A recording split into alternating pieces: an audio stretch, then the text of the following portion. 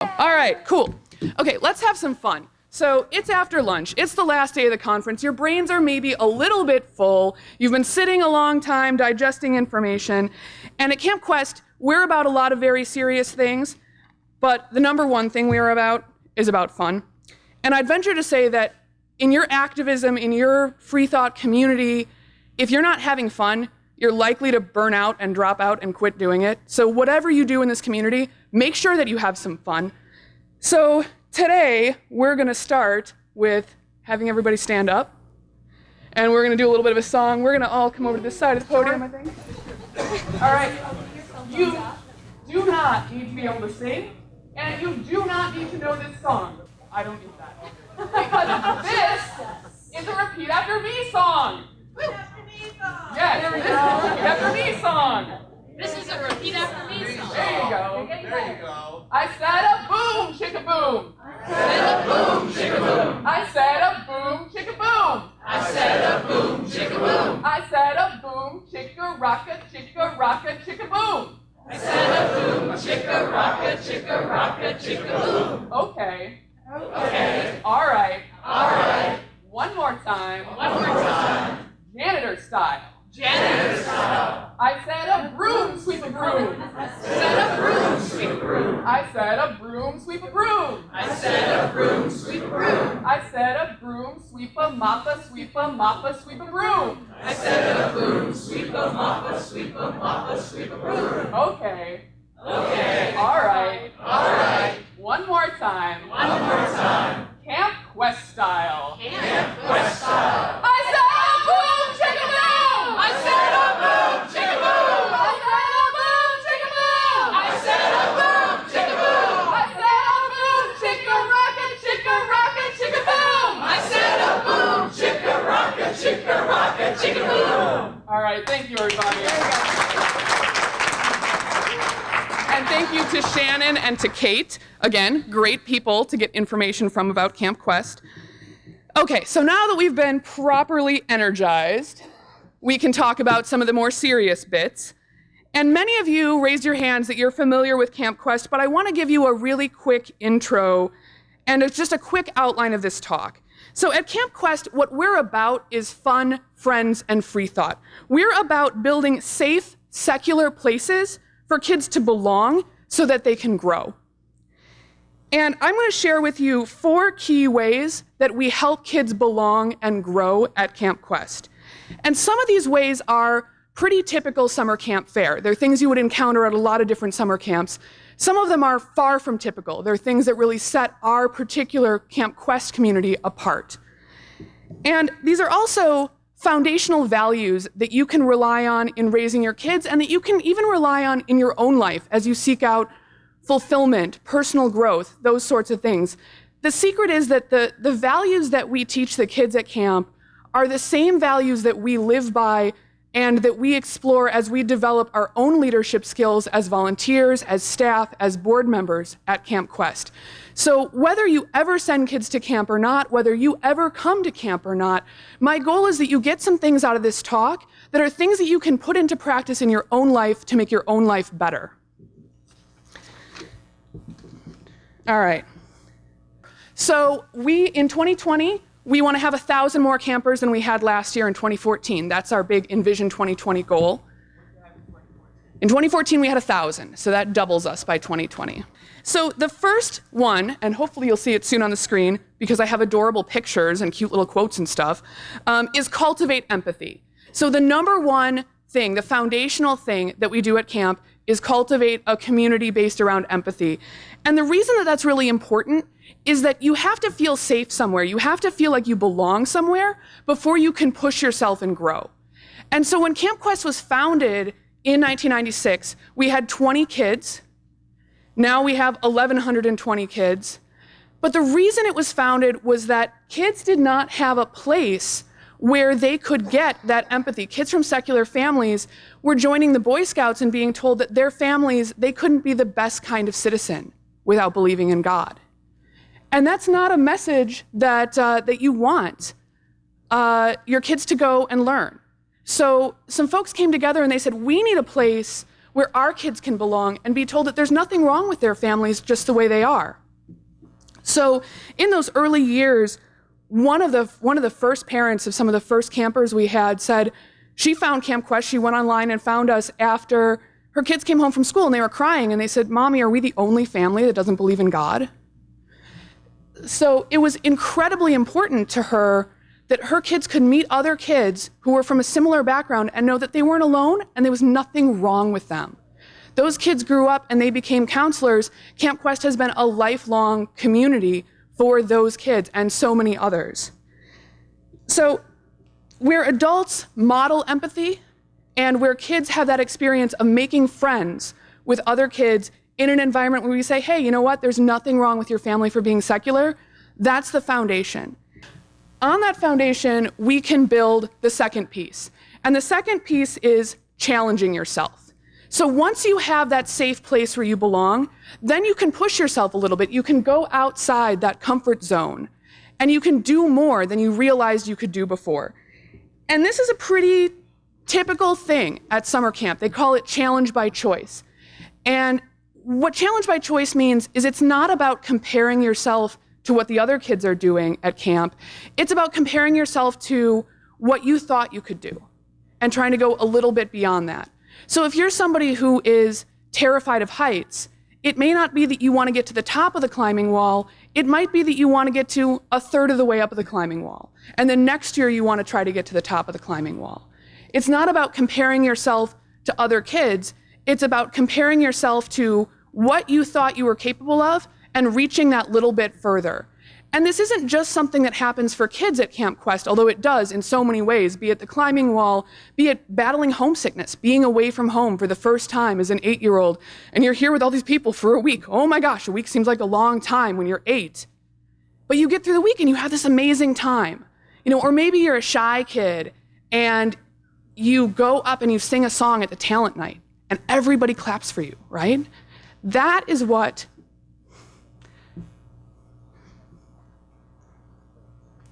what Challenge by Choice is all about. Those of you who have ever heard me give a talk before, it is really rare that I get through a talk about Camp Quest without choking up a little bit. So this is pretty par for the course. But it's also things that our counselors do. So, we have people who have never worked with kids before, and they come to camp and they discover that they have a talent for something that they didn't know they had. And then they come back year after year, and they come back and they're camp directors, they're assistant camp directors. Are you looking for this? Thank you. And that's really cool. We have folks, excellent, yes. Thank you, Scott. We have folks who, were stay-at-home parents. They left the workforce to raise kids and kind of lost a little bit of a sense of all the things that they were capable of beyond parenthood. They were fantastic parents, but they had all these other traits and talents and skills. And now they're camp directors, they're leaders, they're doing these things and recapturing these other skills that they had kind of lost sight of. And it's amazing, it's so cool. But these are still pretty typical summer camp fare. Challenge by Choice is a very common part of the summer camp community. The next part, number 3, engage wonder. This is where Camp Quest starts to diverge a little bit more from your typical summer camp fare. And what we're doing here at Camp Quest is the personal growth experiences that we're having, the challenges that we're challenging ourselves with are not just the climbing wall. They're not just homesickness. They're not just the typical things that you think of when you think of challenging yourself at summer camp. We're challenging ourselves in a way that's less typical. When I was a kid, I loved to talk about politics. I loved to talk about religion. I loved to talk about all sorts of controversial things. And the adults in my life, my parents took me seriously, but the other adults in the world, they were like, what do you know about this stuff? You're a kid, They didn't take me seriously. Why would you take a kid seriously talking about that kind of thing? What do they know, right? And that is a really, really common experience that kids have. But it turns out that kids are thinking about these big questions about the world. They want to know, how did the universe form? Is there a God? How do we know what's good and what's bad? Do you see the same colors that I see? They are thinking about these things. And if you give them a place to wonder, and you give them a place where you do activities like we do at camp, like Socrates Cafe, where the adults are asking a question and facilitating a conversation that's not about oh, I, the adult, have the answer in my brain and I'm expecting you to read my mind, but that's about, we're putting out a question like, what is knowledge? What is progress? What is friendship? And we want to really know what you think. We're not expecting to come to one answer together in an hour. There isn't one right answer. We've been wondering about these things as human beings for thousands of years, since there were human beings. And giving kids a space to do that and engage that wonder, there it is again, is incredibly powerful. Sometimes wonder can be something that is not kind of safe to express, especially for teenagers. If you really have awe about something and you say, wow, that's so cool, you kind of run this risk that other people are going to shut that down and be like, that's not that cool, what are you talking about? And so then you learn to hide that. So I have a cool story about this. So at Camp Quest Northwest a couple years ago, we're sitting around the campfire, and there are these teenagers in front of me. And they were kind of the kids who were like a little too cool for everything all week.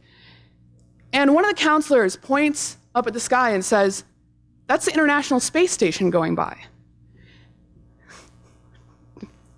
These kids sitting in front of me, they go, there are people up there.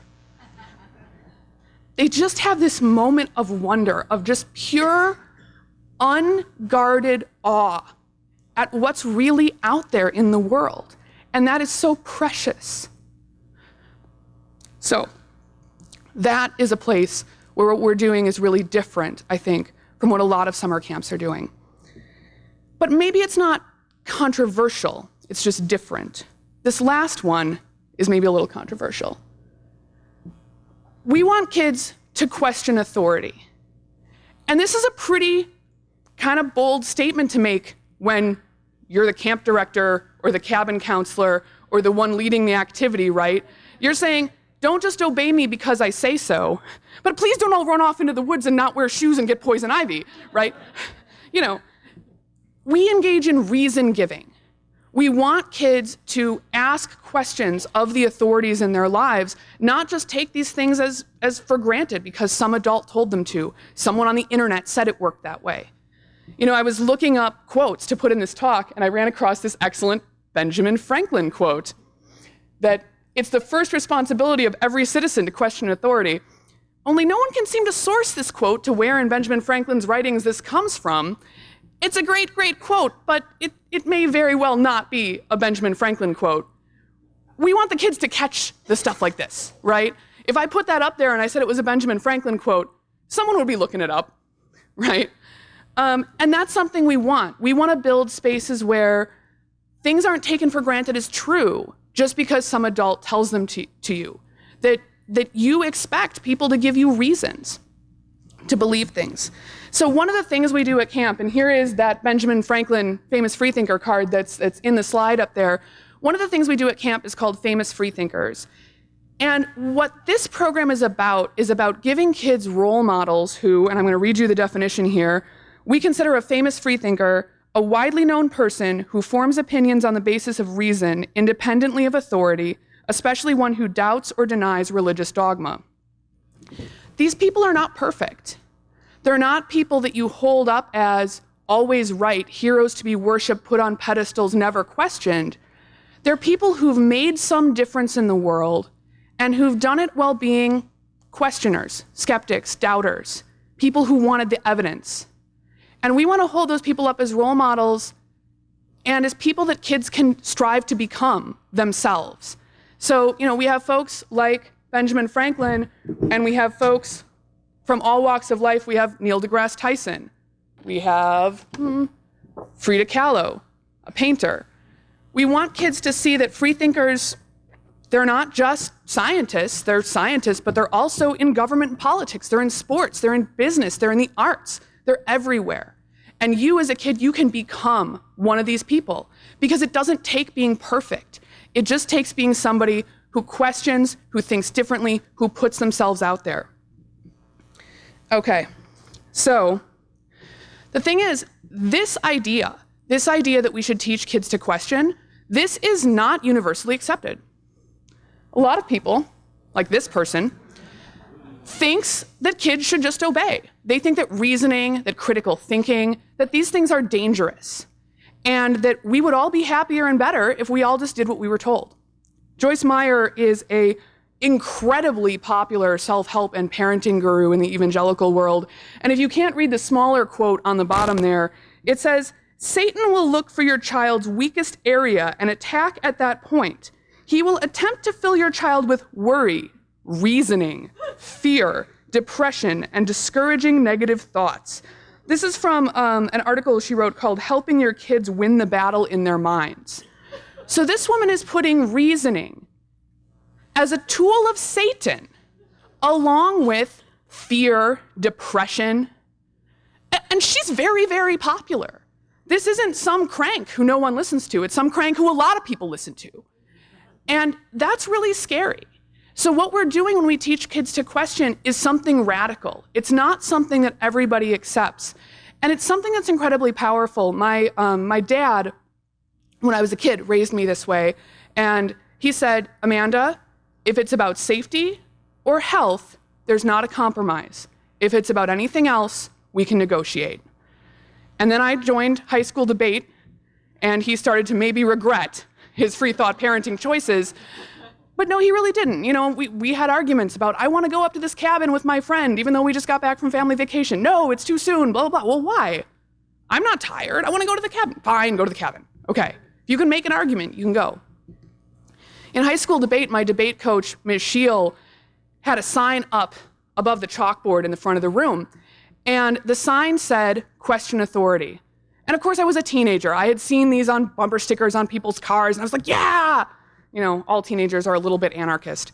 And I was no exception. But I had not seen a sign like this on the front of the room of a classroom teacher. Somebody who is an authority is holding themselves up for scrutiny, for question, saying, you know what, I can take it. I'm secure enough in my authority that I want you to question me. I want you to ask, why do we do things this way?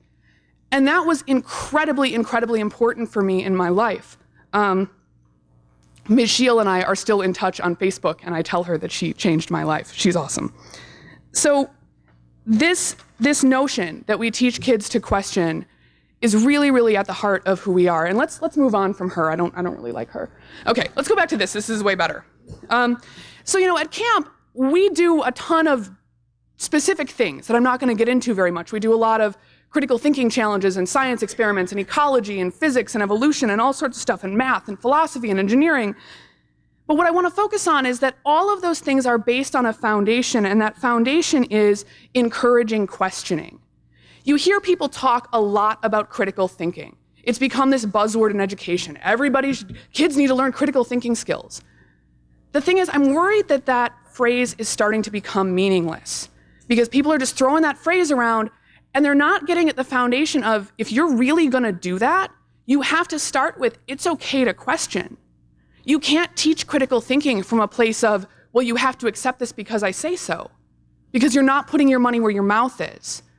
So that's at the very core of who we are and what we do. And whatever variety of programs you might see at any individual Camp Quest camp, be it climbing a mountain, rafting, doing DNA extraction from strawberries, doing an activity on the Drake equation to find out if there's life on other planets, whatever it is that we're doing it from that foundation. So this foundation of questioning can be a little bit tricky. You know, a lot of youth programs, they really focus on respect. They want kids to respect other people. And that's great, except when it's taught wrong. Because here's the question. Does respect mean that you can't challenge someone when they present an idea that you think is wrong? Often when we teach respect in a way where we're not actually unpacking it, we're not actually explaining what we mean, that's the lesson that kids take home. That you just have to let people have their ideas and not engage with them when you think they're wrong. We have to teach kids something way more complicated and nuanced than that. But it's not that hard, right? What we teach is empathy. It goes back to the first one of these 4 bullet points. Be kind, be empathetic to people, but also be critical of their ideas. And those two things can go together. Sometimes in practice, it gets muddy on the ground, right? How you actually do these things. But think about it. If somebody comes up to you and they start talking about the reptilians and how the reptilians are these aliens and they actually are they're in control of all these politicians and government officials and this is conspiracy all over the country. If you're like me, what you're gonna do is you're gonna say, oh, that's nice. I got a meeting, I gotta go, right? You're not going to argue with them. Why aren't you going to argue with them? Because it's not worth it. Their ideas aren't even worth arguing with. You don't respect them enough to give them your attention and your time to engage with their ideas. So when you respect someone and you respect the idea that they're bringing to you, you engage with that idea critically when you disagree in a way that says, hey, I think you're cool. I think you're an interesting person. I like you. I want to push back on this thing you just said because in my experience, I've found something else. What do you think about that? That's what you want to do. Dale McGowan calls that engaged coexistence. And if we really want to create a better world, that's the value that we need to be inculcating in ourselves and in our children. That we don't just ignore people who disagree with us. We don't just mock people who disagree with us. We go to people who disagree with us and we say, hey, I want to be kind to you as a person. Tell me why it is that you think this is the case. Because I found that things work this other way. Let's talk about it. That's what Camp Quest is all about. So, okay. That takes me back to Socrates Cafe and one more story I want to tell you about that, which is that, we don't shy away from the hard questions at Socrates Cafe. I let the kids choose what topics they want to talk about a lot. So the first session of the week, I'll set the topic. We'll do what is knowledge or something like that.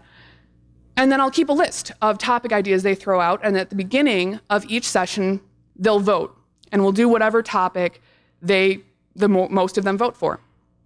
So I was at Camp Quest Kansas City a couple years ago. And there was a reporter from the local NPR radio station coming. And he was going to record Socrates Cafe and then interview me.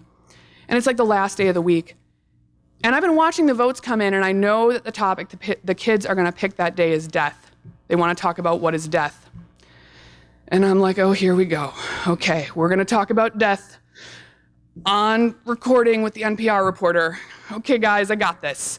So I asked several of the other counselors to come and sit in the circle, and I said, we're going to need some Kleenexes. And we did it. We didn't say, hey, this is too hard, this is too scary. And the reporter afterwards, we had this girl, she was like 10, and she said that her grandmother died, and after her grandmother died, she tried to believe in an afterlife for a little while because she really wanted to see her grandmother again. But she couldn't. She kept trying to, and it just didn't work.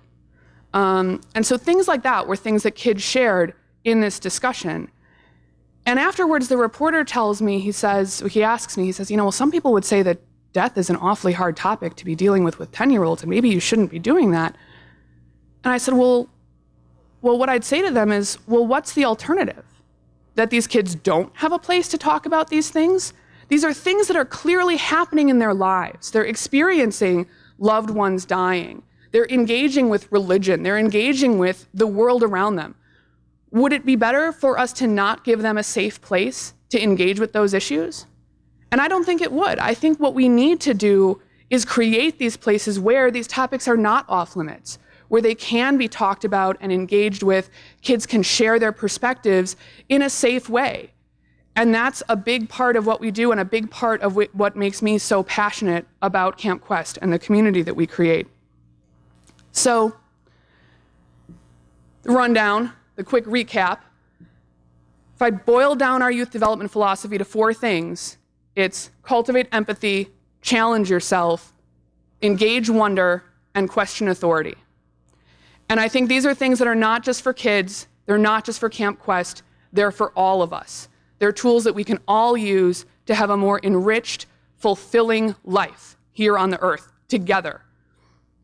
So, when we at Camp Quest are as well-known, ubiquitous as the YMCA, as the Boy Scouts, when we are the youth development program that every parent, every family wants to send their kids to, these are the values that we will be putting at the center of what we do. And we hope that these are the values that are at the center of American society in the future.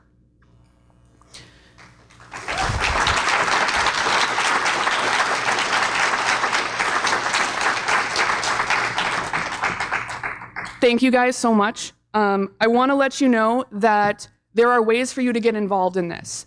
So one way is Camp Quest is a 501c3. We're trying to expand to 2,000 campers in 2020. That'll be our 25th anniversary.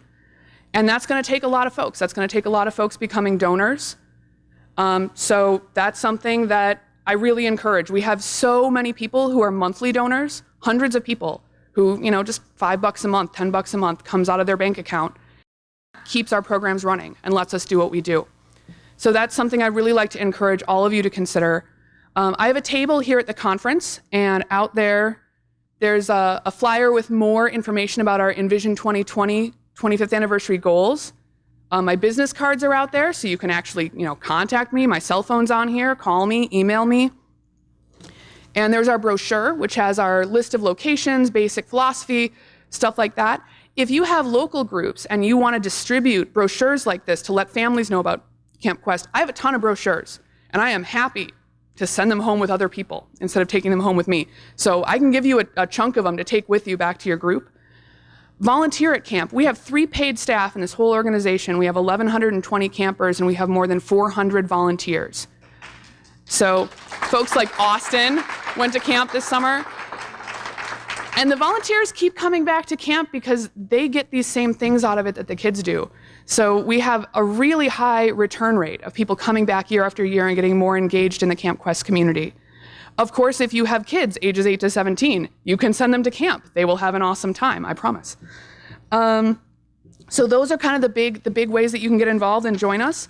And my contact info is up there, and I now have a few minutes for questions. I'm also gonna let you know, this is our growth chart. So 1996 with 20 kids to 2014 with 1,000 kids, 2015 with 1,120 kids, and then that's where we're going to be in 2020. And then these are our locations around the country.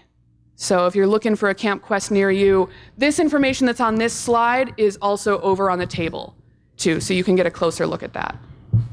All right, questions. All right, if anybody has questions, come up to the mic. Once again, just squeeze to adjust it to the height.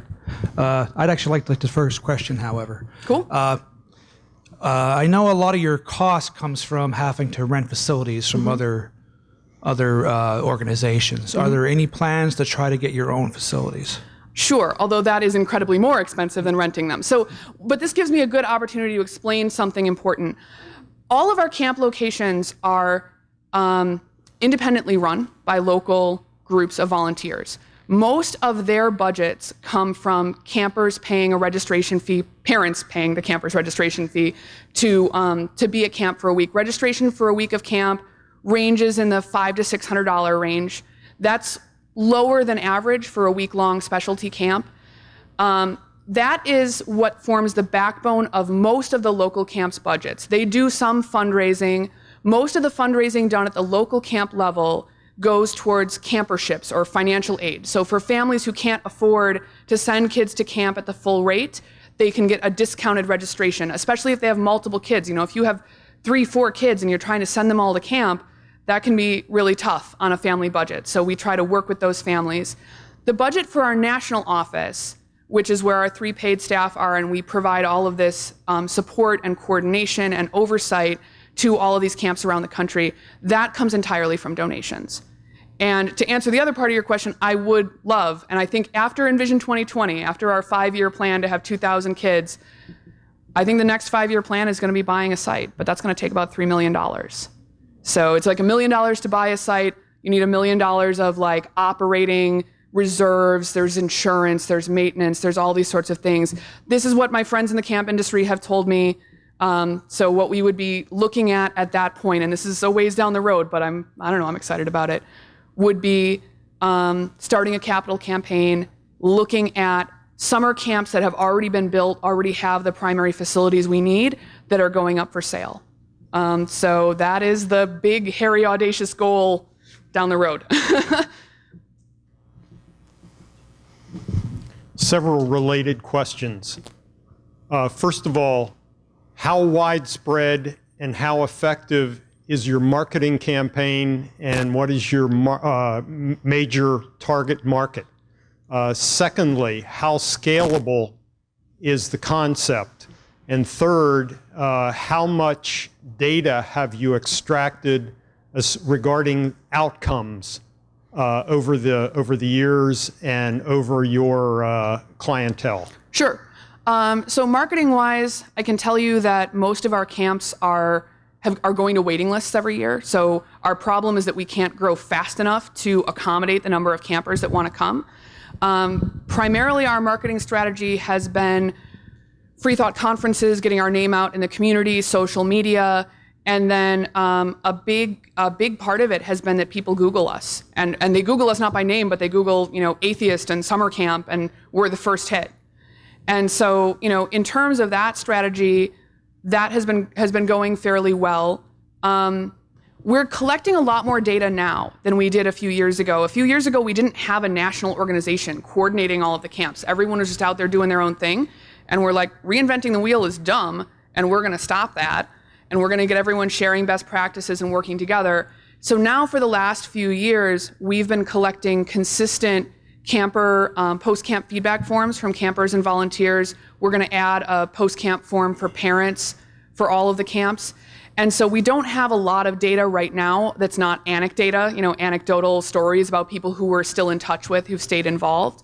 But in a few years, we're going to have a lot more data because we have a lot more campers at this point, and we're collecting a lot more standardized set of measures. So I really look forward to, in a few years, being able to give a lot more this percentage of our kids went on to do this when they grew up and that kind of thing. But I don't have that yet. What was your third question? Scalability. Third question. So I think it's very scalable. I actually think it's much more scalable than a lot of other nonprofits. And the reason is that as we increase the number of campers we serve, most of the fees, that mostly breaks even, right? Most of the cost of serving an additional camper comes from a registration fee for that camper. So unlike a lot of organizations where the more people you serve, the more fundraising you have to do, we have to do fundraising in order to expand, to build infrastructure, to build capacity. But as our population that we serve grows, it also brings in more income, because registering a child for camp is something that people understand, that is something that costs money and that you pay for, and that parents believe is very valuable and is very valuable. So I think we have a pretty good model in terms of scalability. And again, the proof will be in the pudding. It'll be if we reach these goals for the next 5 years. Yeah. I don't really know how young some of the youngest campers at your facility are. 8 usually. But how does profanity and references to sexuality fit into your camp model in the context of respecting children's intelligence and their right to know about things? That is an excellent question. We are doing a lot more sex education at camp than we used to do, and we are recruiting volunteers who have those kinds of skills to develop programs that are age appropriate and science-based. And we're trying to, not shy away from topics, but deal with them in an age-appropriate way. And a lot of that requires training. So, I was at Socrates Cafe at Camp Quest, Michigan a couple months ago. And little girl about 11 brought up the topic of abortion. And so, we had a little bit of a conversation about abortion, because it was something she had clearly heard of in the news. It was something that was out there, and we had that conversation. In terms of profanity, I can tell you I'm often a cabin counselor in the oldest girls' cabin at camp. And what I tell my campers is, okay, you guys are 15, you're 16. If you want to use that kind of language here in the cabin, that's fine. But understand that when we're out, at campfire, we're out around the rest of camp, there are kids who are 8, 9, 10. Would you want them to be hearing you using that language? Would you consider that appropriate? And they're like, no. Okay. So, it's a lot about kind of using context and sort of helping kids make good choices by asking them questions about, hey, you've got a little sister here, you got a little brother here, do you use that language or want people to use that language in front of them? no, okay, then you probably shouldn't be using that language in front of the other 8 and 9-year-olds at camp. Yeah. Looking at the map, I can understand California and Connecticut, but most of the rest are in Bible Belt areas. It's a puzzle. I mean, how did that grow? Yeah, that's a great question. I think that those are the places that families most feel the need for this. Our first camp started in Kentucky, rented from the Bulletsburg Baptist Church camp in Kentucky, I'm not kidding, and then moved to Ohio after a couple of years. The Baptists kicked us out, unfortunately. It's a long story. But, so Ohio, and the second camp was in Smoky Mountains, and the third one was in Minnesota. So it really started as a kind of a Midwestern thing, and then spread to California. New England's really recent. It's actually been harder for us to organize up there because in New England, there's a large tradition of secular, not secularist or secular community focused, but a large tradition of secular summer camps. There isn't as much of a felt need there as there is in some other parts of the country. If you're in Oklahoma, if you're in Texas, if you're in Tennessee, this may be the only week of the year where you feel safe talking about what you believe.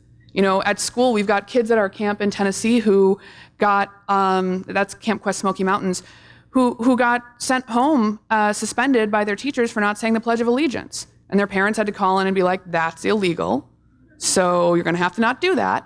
But those are things that families are dealing with in a lot of these parts of the country that make our program particularly meaningful there. Shannon. I do know a lot about Camp Quest, obviously. But I noticed in the past couple of years, I remember when I started going to camp in 2008, there were not nearly as many camps as there are now. Like Camp Quest Kansas City is fairly recent. The Northwest one's fairly recent. So I wanted to ask you, how have you been able to get that much growth, and how much work goes into setting up those new camps with your volunteers? How much work do they put in throughout the year to get this up and running? That is a fantastic question. I did not pay her to ask that question. So new camps get started because we have a critical mass of people on the ground who are able to take on that role and that task. And it's a ton of work. So usually what happens is someone emails me and they say, hey, I want to start a camp. And I'm like, cool. The first thing you need to do is go spend a week as a volunteer at one of our existing camps. And then I never hear from them again. It's like, okay, well, that's an important thing to find out. If you don't have the time to spend 1 week volunteering at a camp, you definitely don't have the time to start a camp.